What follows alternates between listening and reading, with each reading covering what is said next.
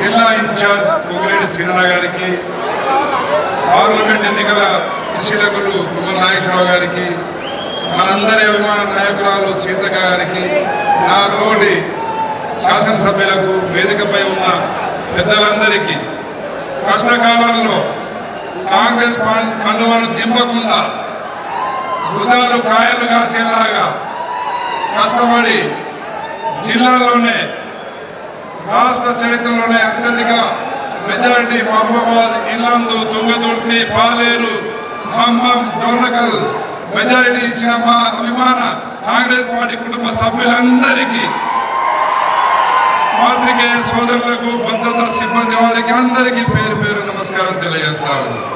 అందులో ఈ జరగబోయే ఎన్నికలు బలరాం నాయక్ కేవలం బలరాం నాయక్ గారి కోసమే కాదు. ఈ ఎన్నికలు రాక్షస రూపంలో ఉన్న మోడీ, దేవుని రూపంలో ఉన్న రాహుల్ గాంధీ గారికి మధ్య జరుగుతున్న ఎన్నికలు.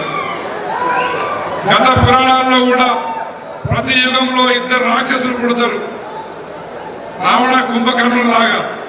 అక్కడ మోడీ, ఇక్కడ కేసీఆర్, ఇద్దరు ఒకే తాను గుడ్డలు, ఇద్దరు ఒకే రాక్షస గుణాలున్న నాయకులు. వారిని కొట్టడానికి అక్కడ రాహుల్ గాంధీ గారు, ఇక్కడ రేవంత్ అన్న గారు మన కోసం మానవ రూపంలో జరుగుతున్న యుద్ధం ఇది. అన్నలారా, మోడీ గారు పూటకు డ్రెస్ మార్చుకొని నెలకొక ప్రయాణం, విదేశీ ప్రయాణం పెట్టుకుంటుంటే, రాహుల్ గాంధీ గారు దేశమంతటా సమైక్యత కోసం, సమగ్రత కోసం, పేద బడుగు బలిన వర్గాల సంక్షేమం కోసం, అన్ని మతాల మధ్య సామరస్యం కోసం 4000 కిలోమీటర్లు కన్యాకుమారి నుండి కాశ్మీర్ దాకా యాత్ర చేసిన నాయకుడు మనకు కావాలా? మరి గంటకు ఒక డ్రెస్ మార్చే మోడీ కావాలా? ఒక్కసారి ఆలోచించుకోవాలి. రాముడి పేరుతో ప్రజల్ని వంచిస్తున్న మోడీ ఇకపైన ఆ దేశంలో వారి పాలన సాగితే ప్రజాస్వామ్యానికి ప్రమాదం, రాజ్యాంగ విలువలకు మరి పొందబెట్టే పరిస్థితి దేశంలో కనబడతా ఉంది.